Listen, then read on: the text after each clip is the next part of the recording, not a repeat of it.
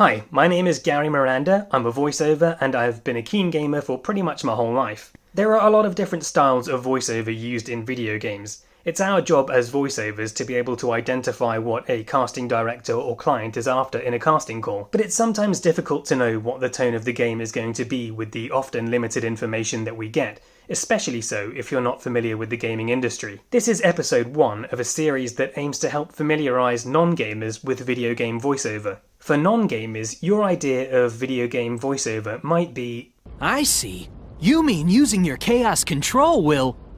Yes, but that alone is insufficient. I cannot forgive those who trouble innocent people!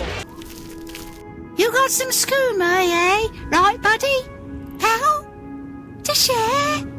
Come on, pass the skooma already. What is this? Wow, what a mansion! Stop it! Don't open that door! But things have come a long way since the old days. I've spoken to casting directors who have said they often get in auditions from voice actors that give a delivery that's often over-exaggerated or cartoonish, even when the brief has asked for a naturalistic delivery. Voice acting in video games has evolved a lot over the past couple of decades. Where we used to have cheesy voices and caricatures, we now have very serious and dramatic voice acting, no different than we have in film and TV. Having said that, there are still plenty of examples of characters in video games that are full of energy and personality, tongue-in-cheek humour, caricatures, and so on. If you're a voiceover who is interested in working in the gaming industry but haven't played many games, you may have been told to search YouTube for examples of voices in modern games. But you might not know what to search for, and even if you do, it's time-consuming to comb through hours of gameplay footage waiting for the characters to talk. So in this series we're going to take a look at some examples of modern voiceover in games from my perspective as both a voiceover and gamer. I'll try to keep it in an information-dense format as we're all busy people, and hopefully this will leave you, both non-gamer and gamer voiceovers, better equipped to do your job. With that introduction out of the way, let's dive right into episode 1, where we'll take a look at some examples of narration. Narration isn't used a great deal in games. When done badly, in-game narration is just a disembodied voice explaining things directly to the player, which can feel unimaginative and can be lazy exposition. However, when done right, narration can be used in clever and interesting ways. Here's an example of character narration from a relatively old game, Prince of Persia: Sands of Time. This is the intro to the game, and it's a pre-rendered cutscene, which means that it isn't gameplay but rather a pre-animated scene that was inserted into the game as a video file. Most people think time is like a river that flows swift and sure in one direction. But I have seen the face of time, and I can tell you, they are wrong. Time is an ocean in a storm. You may wonder who I am and why I say this. Sit down, and I will tell you a tale like none that you have ever heard. This is a fine performance, though you might feel that it's a bit melodramatic, almost Disney-esque. It's a relatively old game from 2003, and this style might be more of what non-gamers expect from video game narration. This was generally how things were done back then, and given that it's a fantasy setting, it's somewhat appropriate. This particular narration is used as a framing device to frame the entire game as a memory that the player is about to relive, so the storytelling tone is fitting. His tone is slightly whimsical and is how you might tell a story to a small child. In contrast, here's a slightly more modern example from a game called Bastion, which has arguably one of the best uses of narration in video games ever. It's an indie game, which means that it was developed by a smaller, independent studio. Proper story's supposed to start at the beginning. Ain't so simple with this one. Now here's a kid whose whole world got all twisted, leaving him stranded on a rock in the sky. He gets up, sets off for the Bastion, where everyone agreed to go in case of trouble. What makes this narration so engaging is, rather than being in a cutscene, this narration meshes with the gameplay. Ground forms up under his feet as if pointing away. He don't stop to wonder why. It's a really interesting way of giving a more natural exposition to this new world that the player has been thrust into and knows nothing about. Well, it's a touching reunion. The script gives all the exposition, just like with the Prince of Persia video, but the performance of the voice actor and the way the lines are delivered during gameplay are what really immerse the player in this environment. Years of work undone in an instant, in the calamity. You'll notice the narration is dynamic. Lines are adjusted depending on what the player does. If you get hit by an enemy, the narrator mentions it. That a survivor? No, ma'am. It's a gas fella, forced out from underground. Kid pops him good. Fella got a piece of him, though. If you choose to stop and destroy objects, instead of waiting for you to progress, an extra line is narrated to help maintain the flow of the storytelling. Kid just rages for a while. Lines like this are not heard by all players, and so the voice actor might have to pay special attention to keeping the tone and inflection consistent, given that certain lines might be skipped by the player. The effect of this dynamic narration is that the player feels like their story is being narrated, rather than feeling like some recorded lines are being triggered when they get to a certain point in the level. They're hearing an old man tell their story, rather than a voice actor sitting in a booth. The narration also helps guide the player.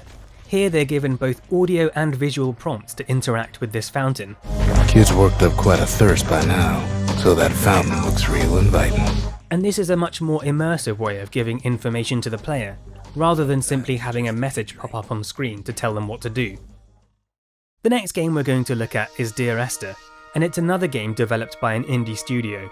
If you had any preconceived notions that video games are mindless nonsense where you run around shooting people to score points, then this game should change your mind. I would describe Dear Esther as an audio-visual experience. There's minimal gameplay. Your character unfolds a story of loss by narrating letters that he had previously sent to his partner, all whilst you explore an island important to their relationship. Dear Esther, the gulls do not land here anymore. I've noticed that this year they seem to shun the place. Maybe it's the depletion of the fishing stock driving them away. Perhaps it's me.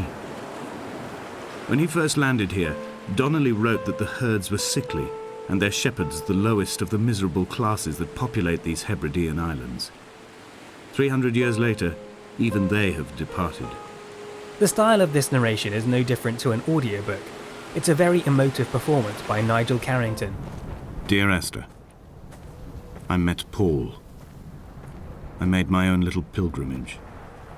My Damascus, a small semi-detached on the outskirts of Wolverhampton.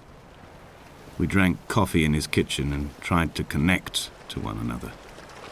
Although he knew I hadn't come in search of an apology, reason or retribution, he still spiraled in panic, thrown high and lucid by his own dented bonnet. Responsibility had made him old. Like us, he'd already passed beyond any conceivable boundary of life. As the game nears the end, the music and the weather build up. The wind howls and the voiceover matches this crescendo. This is one of many examples in games where it's important that the voiceover is aware of what's happening in-game, so their performance can match the environment. He was not drunk, Esther. He was not drunk at all. He had not drunk with Donnelly or spat Jacobson back at the sea. He had not careered across the lost shores and terminal beaches of this nascent archipelago. He did not intend his bonnet to be crumpled like a spent tissue by the impact. His windscreen was not star-studded all over. It would feel out of place if he wasn't projecting his voice here so it could be heard over the weather effects. Strange fish to call the gulls away. The phosphorescence of the skid marks lighting the M5 all the way from Exeter to Damascus. The last game we're going to look at today is the Stanley Parable. But before we get to that, I'm going to quickly explain game engines. Traditionally, when someone wants to develop a game, they need to write code for how everything in the game world is going to work. Is it going to be a 2D side-scroller? Is it going to be a card game with a top-down view? To create a 3D game world, all the rules for how the world works must be written. You have to code in the laws of physics, how gravity works, how fluids will behave. You could program in how different materials will react when you hit them. Wood might splinter, stone might crumble, metal might make a clang. Needless to say, there are a lot of things to think about, and it's a great deal of work, but the end result is what we call a game engine.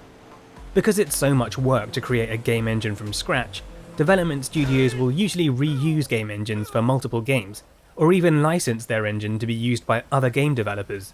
The Unreal Engine developed by Epic Games is one popular example. It's free for anyone to develop a game using the Unreal Engine, building on the work that Epic Games have already done, rather than reinventing the wheel.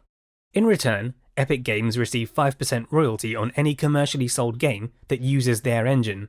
The reason I'm explaining this is to highlight how anyone can make a full-featured game. They might be an individual or small team with next to no budget. A prime example of this is when indie developer Galactic Cafe used the Source engine developed by Valve and its existing assets to create their game, The Stanley Parable. The initial game was developed as a mod, but later expanded to be a full-fledged commercially sold game. Kevin Brighting provided the award-winning voiceover performance of the narrator. This is the story of a man named Stanley. Stanley worked for a company in a big building where he was employee number 427. Because of the indie developer's low budget, Kevin chose to waive the traditional basic studio fee and instead negotiated for a percentage of the profits of the game as payment. This turned out to be a very lucrative deal for him, as the game sold 1 million copies within 4 months. And even though it originally came out in 2011 for PC, because of its popularity, the studio has remade and added to the game using a different game engine for a 2020 release on PlayStation 4 and Xbox One. The title features unique and hilarious gameplay where you play as generic office worker 427, aka Stanley. The narrator guides the player, and the player can choose to either follow the narrator's instructions or completely ignore it. His senses. He got up from his desk and stepped out of his office. All of his co-workers were gone. What could it mean? Stanley decided to go to the meeting room. Perhaps he had simply missed a memo. When Stanley came to a set of 2 open doors, he entered the door on his left.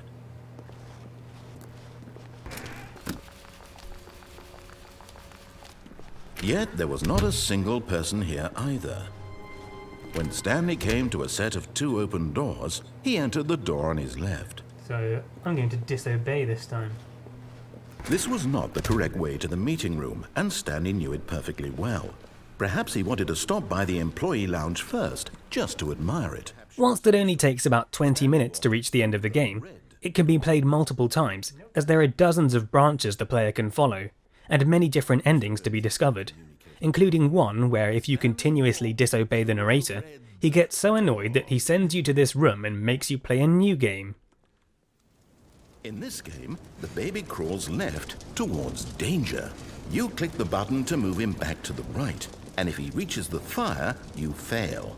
It's a very meaningful game, but of course, the message of the game only becomes clear once you've been playing it for about 4 hours. So why don't you give it 4 hours of play to make sure it's effective? If you actually play this game for 4 hours, you get a unique ending. If, like me, you're thinking, who would actually do this? Well, I don't blame you. But the developers knew that some people would, so they wrote a good 6 or 7 minutes of voice lines that play during this 4-hour game. Be sensible and just watch the abridged version on YouTube. Just like we saw earlier with Bastion, the voiceover is dynamic and is responsive to where you go and what you do. Stanley stepped into the broom closet, but there was nothing here, so he turned around and got back on track. The Source game engine has events programmed into it, which can trigger other events to happen in-game.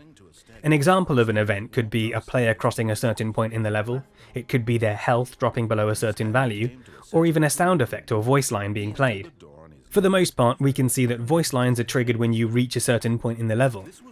Voice lines may get interrupted if the player moves too fast and triggers a new line. Sometimes the narrative designer might not expect the player to move so fast, such as here, where I move on from this room before the narrator has finished his line. Yes, truly a room worth admiring. It had really been worth the detour after all, just to spend a few. But eager to get back to business, Stanley took the first open door on his left. When I was playing here, I wasn't done listening to the narrator's line, but I was done looking at things in this room, so I moved on, not realizing that when I left the room it would trigger a new line interrupting the one I was currently listening to. In my opinion, the narrator's line should have been a bit shorter, as the game designers should not have expected players to spend a lot of time in this room, given that there's not much to see in it. As a voiceover, it can be useful to be aware of timing issues like this. It's ultimately up to the writers to write lines that are the correct length, but you might be asked to speed up or slow down depending on how much time they need to fill.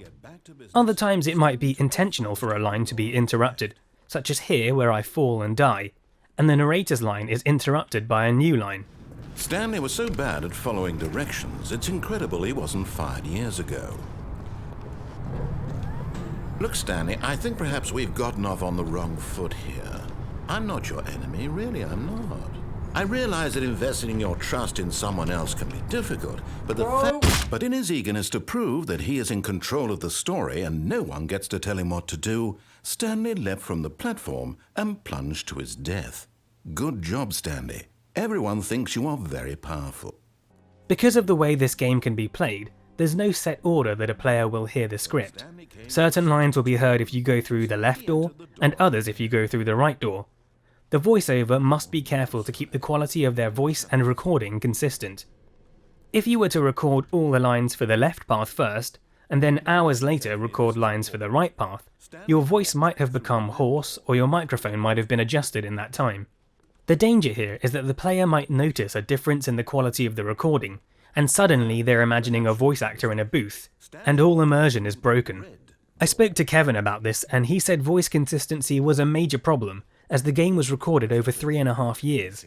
With all the additions to the game and new endings, the character of the narrator even changes, so the narrator at the end of the game is a bit different from the guy at the start. Luckily, Kevin kept all his original recordings, so he could reference back to them, making sure that his new recordings matched the old ones. There's a whole boatload of things you need to watch out for, from technical stuff like mic placement and recording levels, to the actual tone and vocal timbre of your voice. If you're looking for a great resource for learning how to handle these things, I highly recommend Gravy for the Brain. It's what I personally used for much of my training, and it's been a very valuable resource. You can find a link to their website in the description. If you found this video insightful or entertaining, leave a comment on what other kinds of games or styles you'd like to see in future episodes. And if this video has earned your subscription, remember to subscribe, like, and all that jazz, and I'll see you in the next one.